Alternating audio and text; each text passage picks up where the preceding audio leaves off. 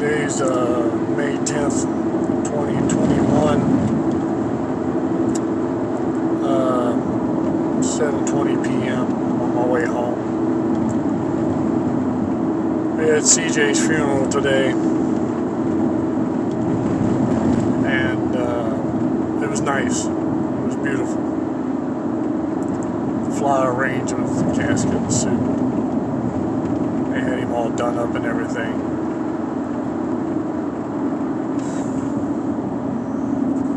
It's weird when you see somebody in a casket and everything, you just think they're sleeping. I guess that's the intention after all, I guess, to make them look at peace, that they're just resting.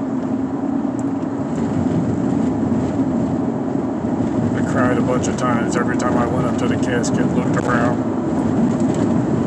And when the grandkids went up there and talked about him, I cried.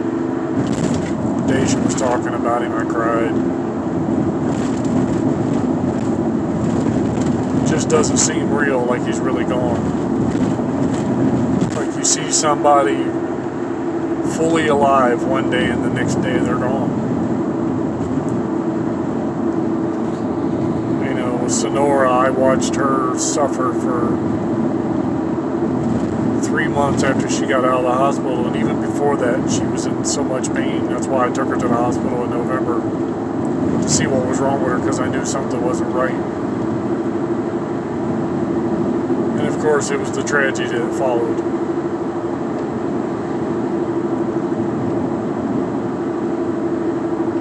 Sonora's death was a painful one. It was the hardest thing I ever went through.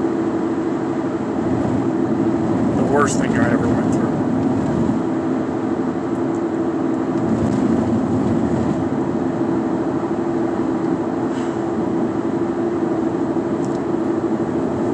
CJ,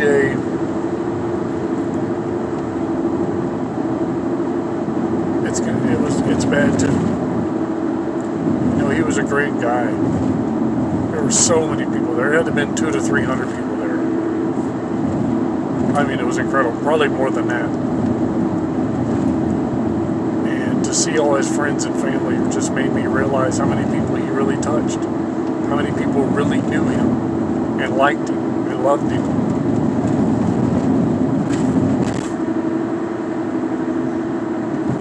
I hope I have that many people show up at my funeral, to be honest with you.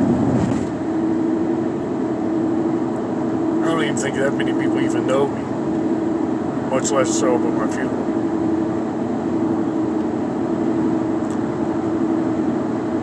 But he was such a good dad to his kids. He'd be there at night watching the kids while Daisha was at work, and I'd see him. And he showed me this book of Taekwondo that he had just bought. He said, B, I'm going to learn how to do karate. I said, now, CJ, you want to do karate? Now you want to learn it? But that's, you know, that's what they talked about at the funeral. He was always trying to better himself in some way. He was always trying to do something better.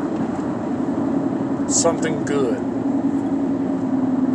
Whether it was helping out a friend or helping out his family. He was that kind of a guy. He was a hell of a guy. You know, he's the type person where you want them to live to their 70s and 80s or longer. But he didn't. And it's a true tragedy that he's gone. I looked over the audience of the people in the church and I thought to myself, man, he knew everybody. Black, white, Italian, Puerto Rican. It didn't matter.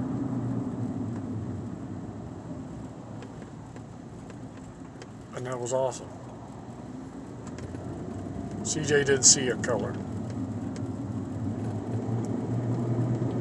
And that was probably one of his best attributes. It's like everybody was saying, he loved everybody. Especially his family. No matter what.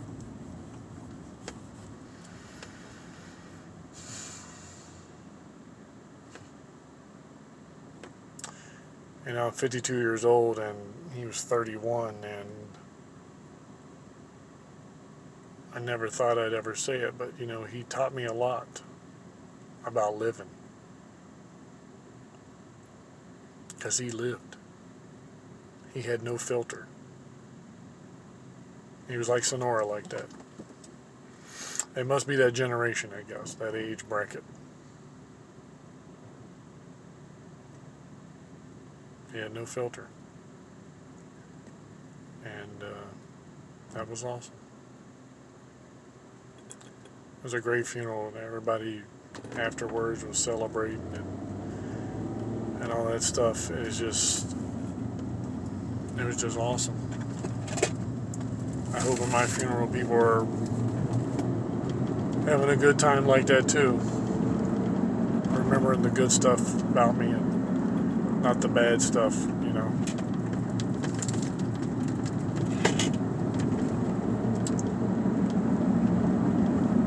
But I'm wore out for the last 3 days between Sonora's memorial yesterday, or Saturday on the 8th, and then CJ's today.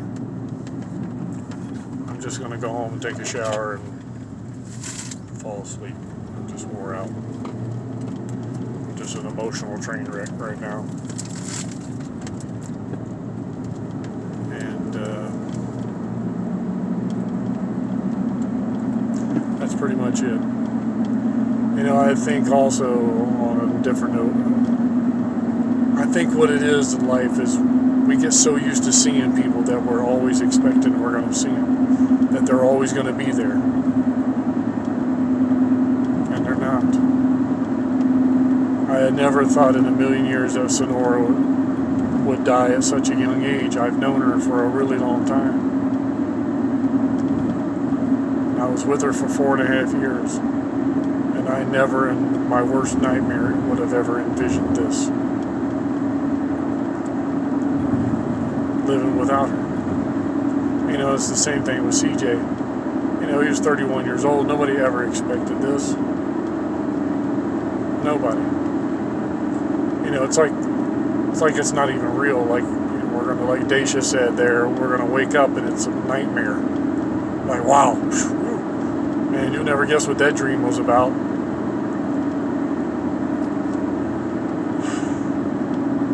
But we're all perfectly awake.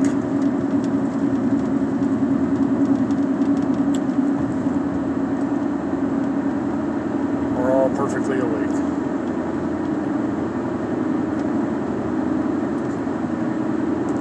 CJ was the kind of guy that made you want to be a better guy. To be like him.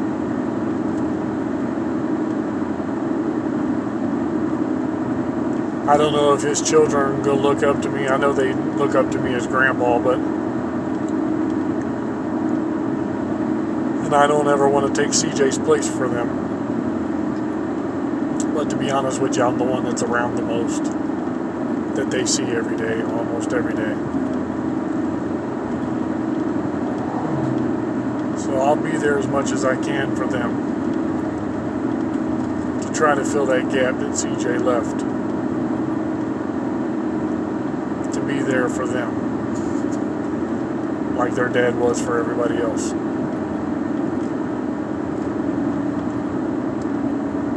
Alright, I'm gonna get off here.